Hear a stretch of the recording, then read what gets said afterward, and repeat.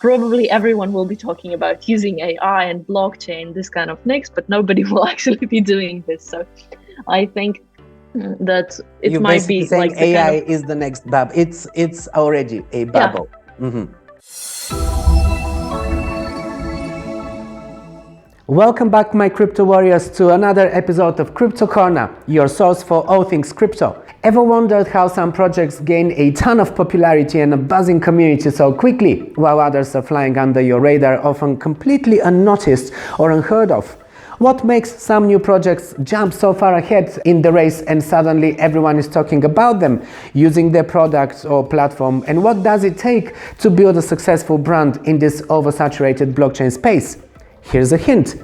Today we're turning our spotlight on a heavy hitter in the crypto marketing sphere, Bitmedia.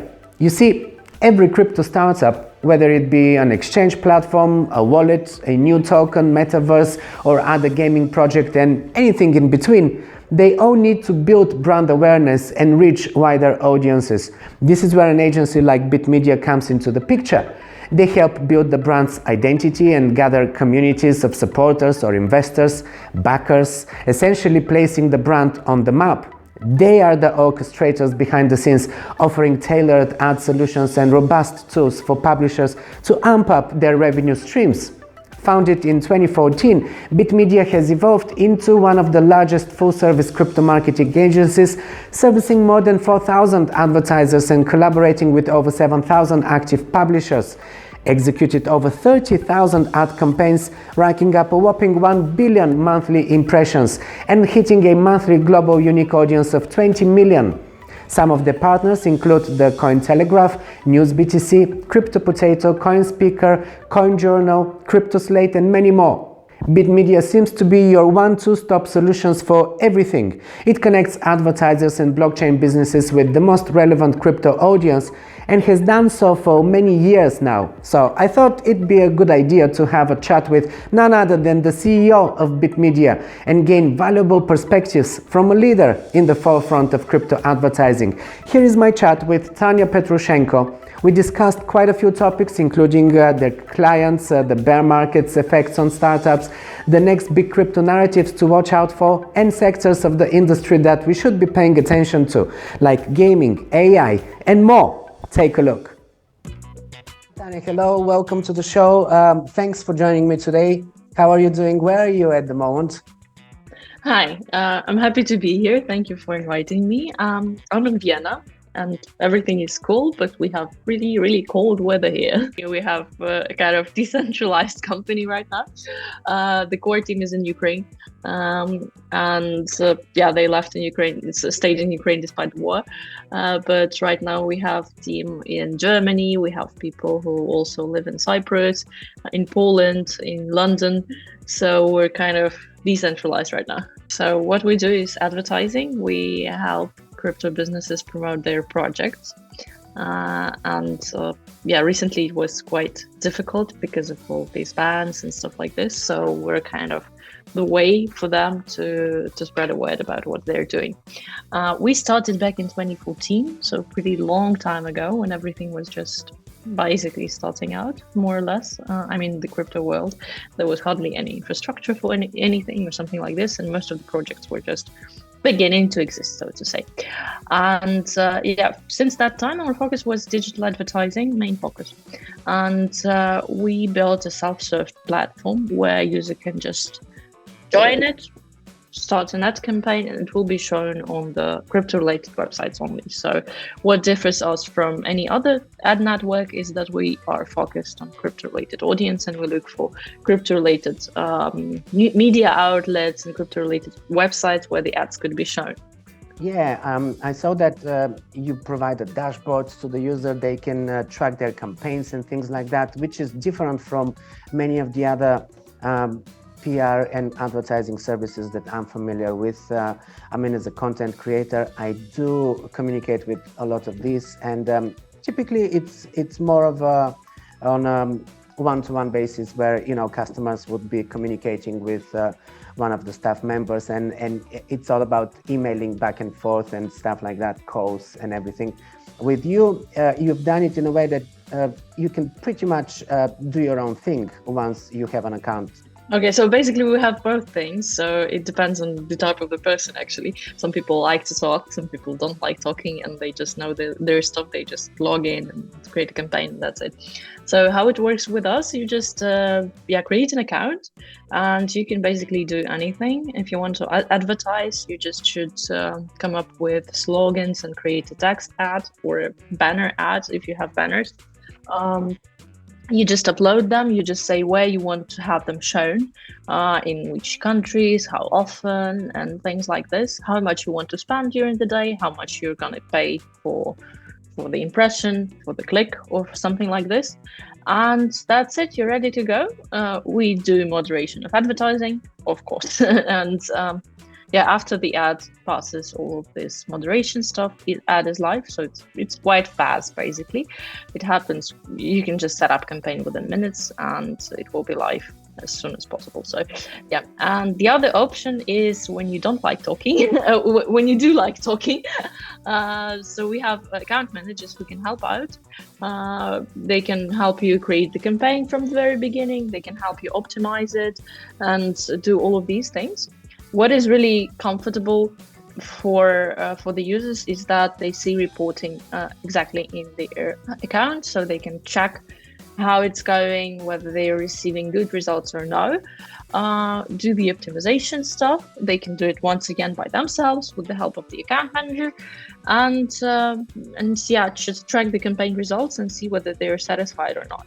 That's really good, and it is a different type of approach. I don't really know anyone else who is giving that kind of detail and the targeting precision and everything that you just mentioned. I wonder how was the bear market doing for you, because typically I know that during a bear market most of the projects stop spending money on promotion and advertising. Not completely, but it's reduced by a significant percentage. I would say probably by 70%, less than what we see during a bull market. Am I right in that? You're absolutely right. I think you also can feel it as a content creator. We're still more focusing on the product. By the way, everyone is asking, how are we doing during the bear market? Because we do depend on other businesses on their expenses and these kind of things, and they do cut costs, and marketing is one of the first things that they cut when the crisis comes, so to say. So during the bear market, we still have clients who've been with us for many years and they stay with us, we do try to attract new clients which are building something and try to promote, because it's not like that during the bear market everything stops. No, some projects get launched. It's not that just that they have so much money or something like this, or it's not that so much money is invested into these projects, but still they get launched. So we just focus mostly on developing our product to be ready for the new bull market, for the new bull run. And we just try to look for other clients for new opportunities, but they're not as big as during the bull run though. But right now, thanks God, everything starts to move. I don't know. I was thinking about that everything is gonna be much better before yesterday, because yesterday, you know what happened with CZ and stuff like that. But we'll see. It's mixed feelings. I see that most of the crypto community is, still, and I personally stand behind CZ. We feel that these allegations were kind of done just to hit Binance again, because Binance is, really big worldwide. They didn't really want it to grow that big. I mean, most of the other crypto exchanges have been regulated since before Binance. So, they managed to tame them faster and everything. And we know that all of these allegations were to do with what customers of Binance were doing, not necessarily Binance themselves. And the crypto community is kind of rejoicing the fact that it's all settled now and we can move on. It's actually a huge proof that Binance is feeling all right, because the amount of money for the settlement is just crazy, 4 billion, more than 4 billion. And it's just another proof that the exchange is actually up and running. It's not the FTX thing. So yeah, it's really, really cool. To be honest, I feel that this is good in a way as well. I mean, I agree with you that it could be good because at least now it's out of the way. We can move on. We see that the exchange is doing well. But at the same time, it's setting a precedent for other exchanges that might not be as financially stable as Binance. If they get a similar court action, I'm not sure how is that going to affect them. And then, of course, the users of these exchanges will, and we can see more FUD about exchanges coming over, next year and everything. But the fact that we are already at the beginning of another bull run is good for us, because all the worst things happen during a bear market. And this is also why I was asking you how you are doing during the bear market, because many companies are struggling to the point where some of them just go out of business. So it's one of those questions that you have to ask, because if a company manages to do well during a bear market, this is a very good sign. Yeah, because it's not the first bear market for us. So we've been through this already. It's not the first time. We just probably have experience. We know what to do. And yeah, we see a lot of projects which stop existing. Just basically because during the bull run, it's easy to get money and that's it, and spend all of them for marketing or some unnecessary stuff maybe. But during the bear market actually is a kind of check whether the project is good enough or exactly not good enough. Which brings me to the question, for people who are watching right now who might be starting a crypto project or already in the process of running a startup or crypto project, and they might need your services. Let's explain what Bitmedia can do and how it can help them with their project. So basically, if we say it in very simple words, it's Google Ads for crypto. So what we do, we just help them to find the right relevant people who could come to them and use their services. So how it works, they just come in, set up an account, say how they want to advertise. And on the other hand, we have the media websites which are showing their ad to the relevant things that they set it up. So if they want to say, let's say they want to have users from the United States, so they will have their ad shown to users from the United States, and then they just get visitors, conversions, and stuff like this. So basically, advertising helps them get new visitors, helps them increase their purchases, and basically spread a word about themselves. So this is what we do in a nutshell, in very simple words. You said you started in 2014. This is even before I jumped into this space. I entered in 2016. Was my first purchase of Bitcoin, and then later Ethereum and everything. What was 2014 like, and what was the business then like? I mean, it would not be that many crypto projects. I mean, 2014 we probably had about 8 or maybe 10 tokens at the time, if I remember correctly. I think so. Ethereum just started existing in 2014, if I'm not mistaken, and everyone was so hyped about it, I remember. But back then there weren't so many projects. There were some exchanges, and most of our advertisers were exchanges. We had hardly any, 5 advertisers or something like this, and they were Bitcoin price was totally different, so they were topping up 10 Bitcoins or something like this. So it was much different than what we have today, and the advertising was quite different. We had a lot of faucets, if you know what it is. It's just like when users complete simple tasks and they just get a small amount of Bitcoins. They were good. Faucets, Bitcoin faucets were good at the time. I mean, they don't exist anymore. Now there's kind of fake faucets and other websites that are spamming you with pop-ups and all kinds of things. So guys, don't go for faucets anymore, but they used to be. I mean, there's some. I think Horizon is still distributing tiny amounts on it, but I mean, it's not the kind of money that you were making from faucets back in the day. Yeah, so basically, our most of our publishers were faucets. We did have some media outlets among publishers, but they were just also selling out bands. There was no infrastructure. But despite that fact, we already had one competitor, or even two competitors. So they were also offering ads and these kind of things. And main marketing was happening on forums where people were discussing how to promote their projects and how to do this and that stuff.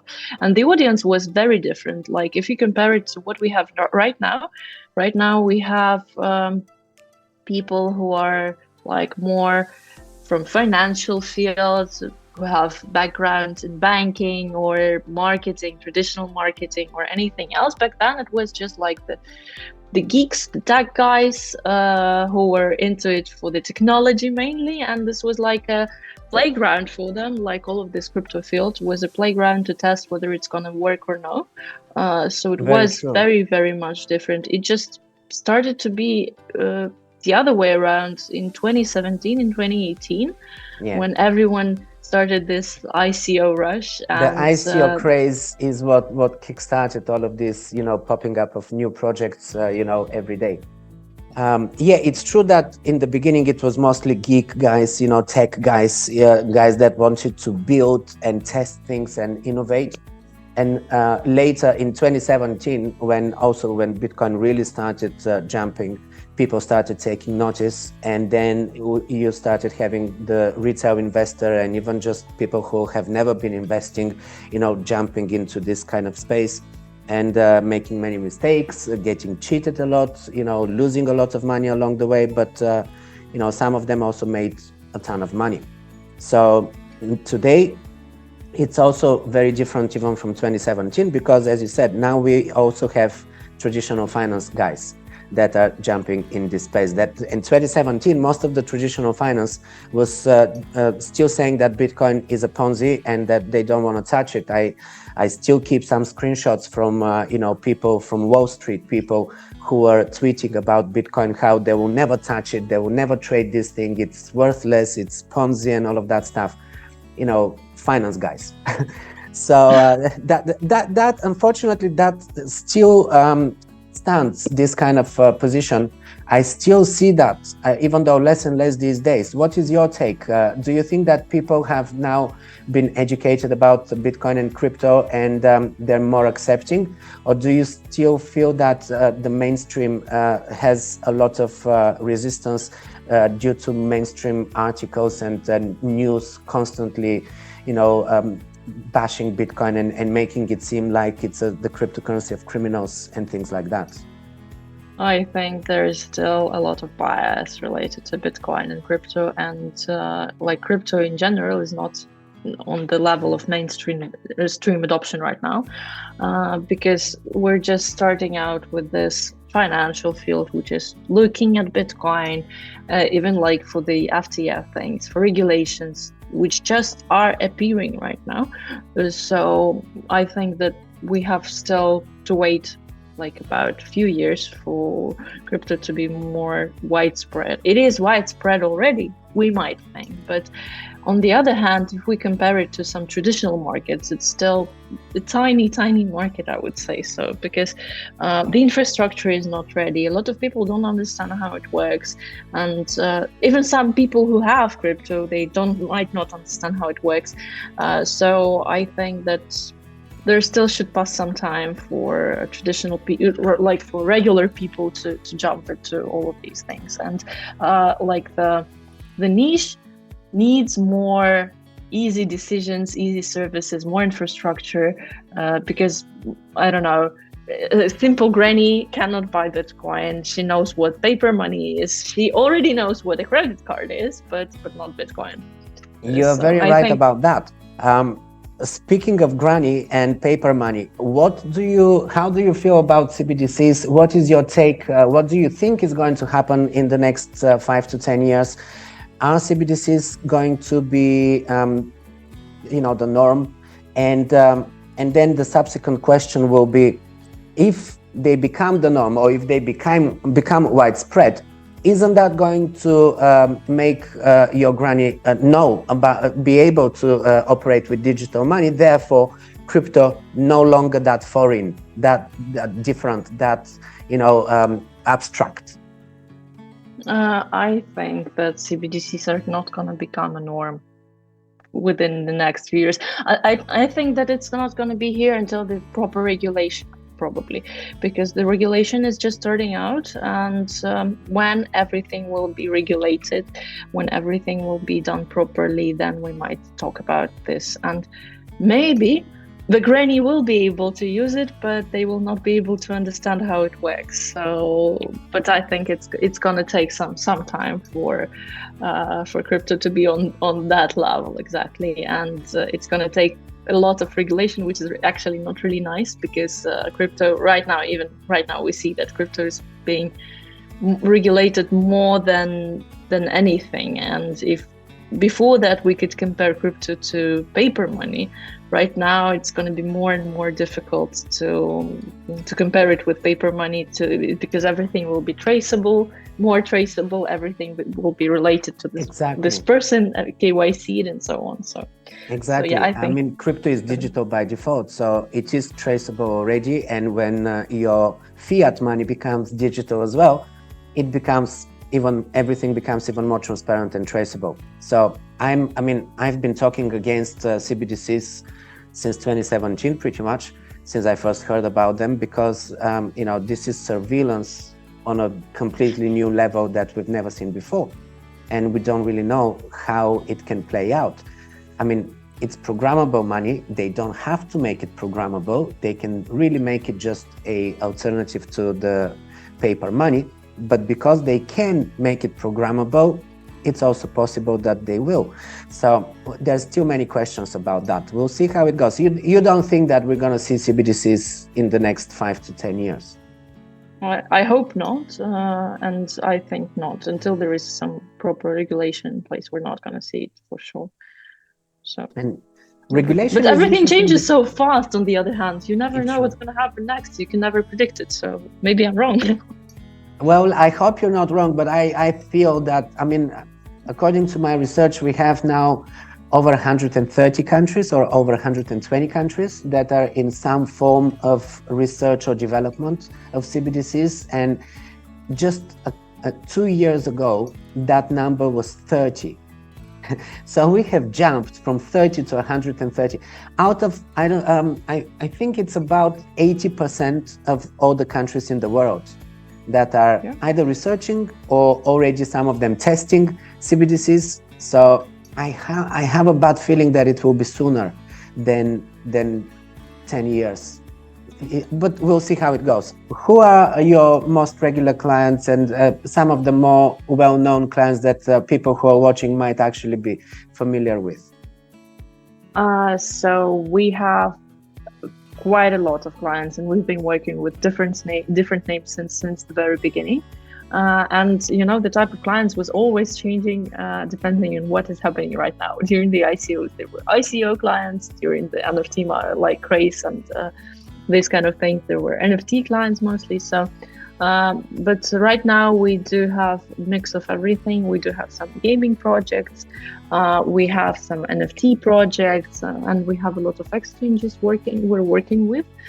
So one of the largest that you might know for sure is the Binance. We've been working with them for quite a while. We're also working with Gate.io, which is a large exchange as well.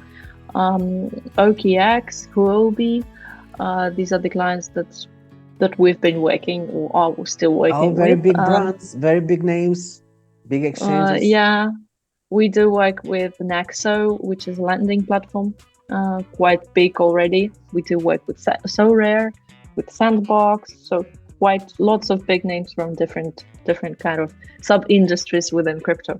That's great. Now, you mentioned a few gaming projects there, and inevitably my next question is, it's a question that I get a lot from my audience, so it's one of the questions that everyone wants to know. What would be the next big crypto narrative? Because every cycle has at least one or two very strong crypto narratives where tokens that are in this niche are doing exceptionally well. And gaming was already in the previous, I mean, it was mostly metaverse actually tokens, if we are fair, but of course they are gaming tokens. And then we saw play to earn kind of start very close to the end of the previous bull cycle. So what do you think is the next big narrative? Well, it might be gaming actually, because if you look at how everything is developing right now, if you look at the reports about the crypto industries and stuff, one of the type of businesses which feels itself in the best way possible is actually gaming, and they still get a lot of investment and a lot of attention. Because during the previous cycle, I would still say that NFT were more like a hot topic, and on basis of those NFTs, people were trying to build some games. But right now, NFTs are mostly worthless, if I may say so. Because they just didn't have any utility. Like, NFTs are good things, but they need some utility behind them. It shouldn't be just a picture for a crazy amount of money. But anyways, if we talk about the next bull cycle, maybe it will be gaming, I think, because before that, everyone was talking about metaverse, Web3, but nobody was actually doing the metaverse, the Web3, and it was just a talk. Even if you go to large projects, it's kind of not usable, not user friendly. So maybe it will change a little bit, and hopefully during this bull run, I'm also very surprised how NFTs completely disappeared from people's interest. Nobody's talking about them. Nobody wants to touch NFTs. I feel that it's all to do with the collectibles, because the artworks, the JPEGs that people were spending millions, in some cases, on, that didn't make sense. It was all purely speculative. But NFTs as a digital certificate actually has a very good utility, and I see a lot of use case for NFTs, just not in the sense of collecting NFTs. But I'm surprised to see how NFTs completely dropped to the point where people don't want to touch them. And it's because it became a bubble. When Beeple sold that artwork for 69 million, and that artwork was actually sold to a already collector of Beeple. The person who paid that much money for the artwork was already a collector. So it was the typical art world games where you pump the price, or you create a hype about an artist so that your collection can actually go up in value. This is perfect marketing. Saatchi did that in the past. It's not something new. And I feel that this is actually what kickstarted this whole bubble of NFTs, and this is why it burst so badly. I feel that we will see a comeback of NFTs during this next bull cycle, but I doubt if it's going to be anything close to what we saw with the first bubble in NFTs. But that's good to know. So you also think that gaming is the bigger narrative that we should be focusing on. What about AI? Yeah, AI is the big thing, but everyone is talking about AI with blockchain. I think it might be like this hot topic, just like it might be this hype, but I think maybe it's just my opinion, but I think that during the ICO cycle, everyone was talking about blockchain, and they were trying to tie blockchain to everything. During the NFT, once again, they were trying to build this metaverse, but nobody was actually doing it, and it appeared to be not really useful in most cases, just like with blockchain being used everywhere. It can't be used everywhere. It doesn't make sense. Probably everyone will be talking about using AI and blockchain, this kind of things, but nobody will actually be doing this. So I think that it You're might be saying like AI is the next bubble. It's already a bubble. Yeah. Mm-hmm. Yeah, but AI is actually a very good thing. It's a very useful thing. Like ChatGPT is totally like a personal assistant for you. It helps out a lot. But I think that AI and blockchain, I'm not really sure it's going to be useful at this point of time. And I'm not really sure that someone will find really nice ways to use it. On practice, it will be just a hype. It's a good point you're making, because with blockchain things are decentralized. With AI things have to be scrutinized and controlled a lot, because it could easily go out of hand. And the last thing we want is to have a AI that is not regulated or compliant, and can wreak havoc. All right, well, very good points. Thank you, Tanya, for all of your opinions here. Some very good insights you shared with us. And guys, don't forget, grab the link from the description below. Check Bitmedia out and see if it can do something good for your business. I'm pretty sure it can. Thank you so much for having me. It was a pleasure to talk to you. Always pleasure. You're welcome to come back anytime. All right, well, this was our chat with Tanya. I hope this brought some value to you. And if you did, show your support, guys. Leave a like, leave a comment below. If you have any questions, you can also drop them in the comments so that I can respond to them in a future video. And also share this with someone else who would benefit from watching it. If you're new to the channel, make sure you're subscribed so you know when I'm posting new episodes. My content is always very informative. I bring all the latest news. I talk about the hot topics in crypto. I do market analysis as well, and I feature the best tools on the market for your crypto journey, whether it be wallets, exchanges, anything. And in the last few months, I reviewed all the latest cold wallets that just came out this year. There were quite a few devices that hit the market this year, so make sure that you check out my reviews, and also make sure to check out the links in the description below, where I drop the links to all the crypto services that I'm personally using and that I recommend to you. And while you're here, just pick another one of my videos and I'll see you there.